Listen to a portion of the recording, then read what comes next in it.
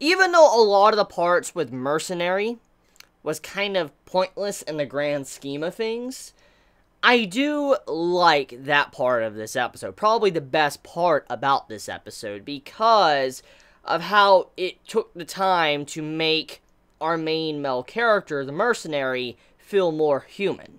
And how he is going through his own conflicts, his own problems that he must overcome when, no one is around. And it was a really good episode to showcase how complicated it is to be a beast fallen, but also the relationship between a regular human with a beast fallen. And I like how the mercenary scenes were there to showcase this, how there is much more than meets the eye. We have seen throughout the journey thus far that there is definitely a divide between Beast Fallen and humanity, the regular humans, because there's a lot of racism, there's a lot of just saying like, oh, you're not allowed in here, you gotta sleep in the stables or whatever, you can't sleep in the inn, and a lot of this is a mix of just thinking like, oh, they're afraid of them, or they just don't like them because, just the way they look and they're different, or they think, they're witches' tools or whatever. I mean, there's a lot of different viewpoints on Beast Fallen, and it's mixed. And overall, because of this, we do know that there's a lot of complications. But this episode tries to dive into it and clarify what Mercenary has been going through throughout his entire life, and what he will continue to go through until he eventually becomes human. And even when he does become human, he will still have to go through these issues from the other side, from another point of view, because even once he does become human, he still will have to deal with Beast Fallen, so it's not necessarily over. This will always be there, and that's kind of what this episode tried to showcase. Like I said though, even though it was focusing on this, it was really pointless in the grand scheme of things, because I mean, we kind of already had a lot of this established, which, don't get me wrong, I like the mercenary stuff in this episode, which I'm going to talk about it more. It just, in the grand scheme of things of what the episode was about, or what is going on right now with the conflict and the plot and all that, I felt like it wasn't that important.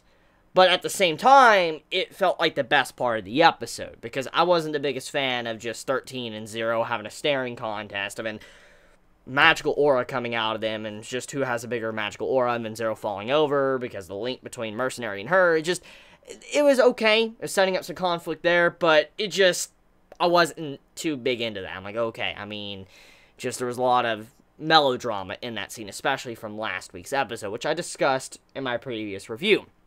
Regardless, though, let's talk about Mercenary. So, Mercenary, obviously, he had a falling out with Zero. He's by himself, and it's stated that he'll never become human once again, which we do know he has the little vial, which he possibly can, which I don't know. I mean, we don't really know if 13 was telling the truth or not. Regardless, though, Mercenary, he goes along his way. He does his own thing. He wants to leave town. Eventually, he meets this girl that's like, hey, you should come to my shop and all that. You seem different from the normal Beast Fallen. And the reason why she stated this was because our main male character witnessed Beast Fallen just walking up and just grabbing alcohol and walking off with it. And it's like, oh, thanks. And, the person that was, working this shop, he didn't say anything. He's like, oh, yeah, it's on the house. Go for it. Go for it. He wasn't trying to argue. He wasn't trying to say you're a thief or whatever. He was just allowing the Beast Fallen to grab whatever they wanted. And the reason for this is obvious because, number one, they're afraid of Beast Fallen. But on top of that, there's more to it than that. Because of Beast Fallen being there to hunt witches and all of that, obviously many would have to work with them or be on their side, but it doesn't just stop there. Beast Fallen obviously have way more strength than the normal average human from what we have seen, and so they fear for their life, they fear for upsetting the Beast Fallen, and they also fear that the Beast Fallen might eventually turn their fangs or whatever, or claws, towards them and eat them, because as we found out from the Mercenary a couple episodes back, Beast Fallen do have a darker side to them. They're not just animal-like, they actually eventually go through this rage and bloodlust where they will actually eat a person.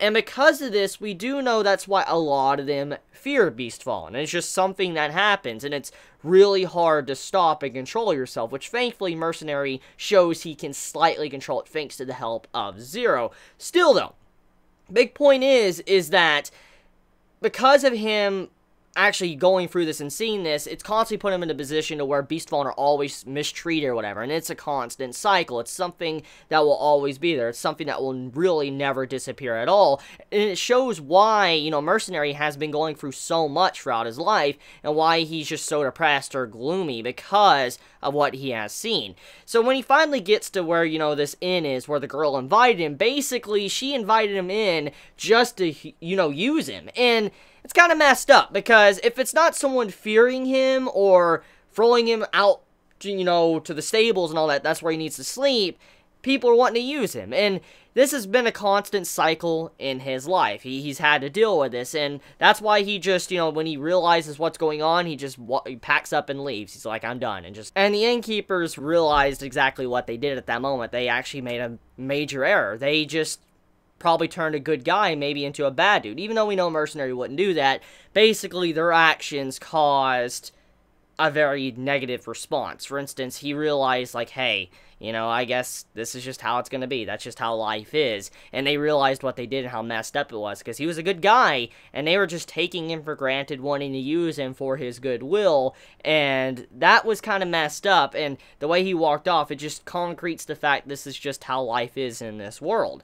So, once we get off of that, we go into the scene to where the Mr. Wolf dude, you know, the Beast Fallen Mr. Wolf, he pops back up. And overall, his character, we found out that apparently he's been watching over the Sorceress of Zero's granddaughter or whatever, like the Serena or whatever. You know, I forget the exact name or whatever, how to pronounce it. But basically, though, he's watching over the granddaughter, and basically he has it to where he's going to be telling Mercenary about the information, and so that's kind of where that plot point ends overall. So we have some more information going on there, which most likely is going to lead, you know, our main male character back to Zero, because something has to be going on. That's definitely what's going to be happening there. He's probably going to go back to where Zero is, and he's going to find out that Zero's been injured. Speaking of Zero being injured, Zero, she's linked to him, which, oh my god, like, that's that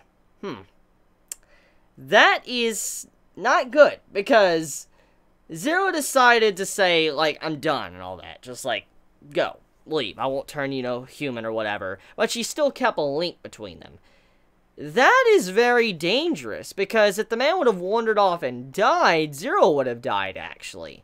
That's, yeah, that's, not good. That's, wow. Just, I wonder how Mercenary's going to feel about that when he realizes what Zero did for him, and how he didn't take a major blow thanks to the magical arrow, and he actually survived. Because he probably would have died. He probably would have died. He would have got shot, he probably would have fell over, the witch would have came over to him, probably killed him right there, and he would have died. So yeah, he got saved. He would have died, so got lucky. He definitely got lucky.